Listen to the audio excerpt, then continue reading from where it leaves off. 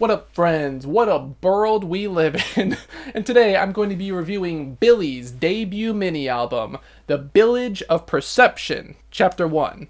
Like I said before, this is the debut project of the K-pop girl group Rookie's Billlie. Billlie have a pretty interesting concept going on, combining dark and elegant and cacophonous to create this sort of Alice in Wonderland dream world. The lead single, Ring by Ring, really surprised me with how experimental it was for K-pop, and although the other songs on the mini-album don't quite reach that height, the girls definitely are showing that they are pretty interesting and have some pretty engaging sounds for us, hopefully going throughout their entire career. The Alice in Wonderland aesthetics that I mentioned earlier are shown off no better than in the lead single, Ring by Ring. That crunchy, electro-focused siren beat, it does a great job at getting the blood pumping and keeping you going. It's intense, and I love the variety in vocals here as well, with light and euphoric to distorted and electronic. That chorus especially is super twinkly in a contrasting yet well done way. The transitions between the chorus and the verses are seamless, and that rap bridge and breakdown are really good pace breakers. It was an interesting decision to incorporate Carol of the Bells of all things into this,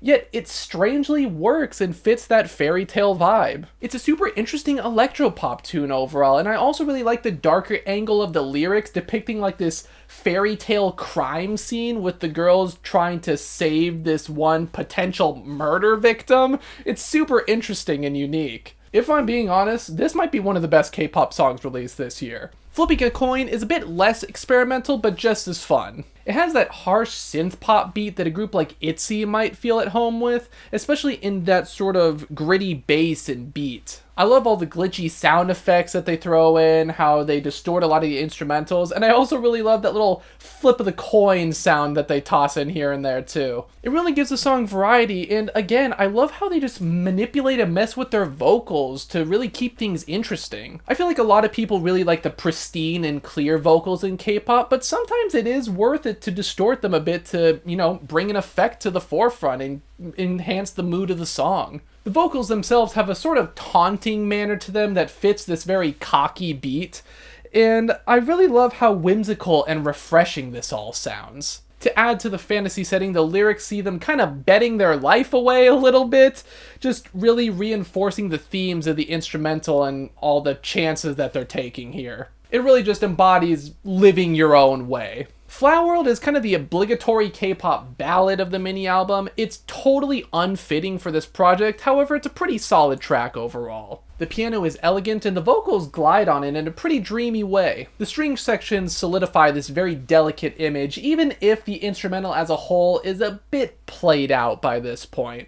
It does show off their vocal talents though, especially in the bridge and during that last chorus, so that's nice at least. The lyrics also add to the whole fantasy aesthetic, depicting dreams blooming like flowers. It's pretty cool, if a bit cliche, I guess. The 11th Day, though, ooh, that's more like it. It's a pretty groovy R&B tune that has this very smoky vocal flair, along with some great drums and keys. The addition of the brass and scratching effects of all things really push this song to new heights. I love the funk flavoring that the guitar has, and all of the girls' different flows are super fun. It has that sort of dark jazz club vibe that I always just love from the K-R&B scene. The lyrics also prove this, having this sort of ominous, noir-esque romance going on. It's so layered in its instrumentals, yet it's executed so cleanly. Weirdly enough, it kind of makes me think of old ladies' code songs in a way, so I'm glad that that sound isn't dying, at least. Everybody's Got a Secret is probably the only track on here that I'm not that into.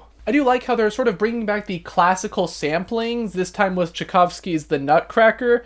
However, it's not utilized nearly as well as it was on Ring by Ring. The Demented Music Box vibe only lasts so long before we're getting back into the more generic electropop verses and pre-chorus. The simplistic hi-hats and trap beats also don't do the track any favors, and that pre-chorus especially, it's the most overused pre-chorus in K-pop right now, and it just doesn't have a place on a fairly experimental mini-album. However, I do really love the chorus of this track when the sample really gets a chance to shine. Moonsua and Siyun's second rap verse is also really slick, and I love their vocal tone on this one too. there's a reason why they're my favorites, I guess. The ad-libs are also pretty fun, but I just think the track could have been so much more. The Rumor is a really strange closing track, but I kind of love it. It's a quirky piano-based beat with these sort of flamenco guitars and an off-kilter vocal pattern. The whole track, especially the background vocals, actually reminds me a lot of Red Velvet's Happiness, which isn't necessarily a bad thing. I also really like how the mini-album opens and closes with a pretty unconventional song, and I think this one has a lot of personality to it. Not to mention it having some pretty great vocals for no reason, too. With this mini, Billlie are proving themselves to be probably one of the most unique rookies of this generation. While they could have gone with something safe for the tried and true K-pop sound, they swerved and went in a completely different direction, and I think this is something that K-pop really needs. It almost sounds like J-pop in spots too, which is really interesting. Really the only other new experimental girl group that I can think of off the top of my head with a decent following is aespa. So I'm glad that we're getting more and more of them popping up to finally shake things up a bit in the K-pop scene. Some elements aren't as interesting, like Flower World and Everybody's Got a Secret, and I do wish the project as a whole was more like Ring by Ring, but this is just a super cool and experimental sound. They're really onto something here, and I hope it's not a one-time thing. I think they should take this as far as they can go.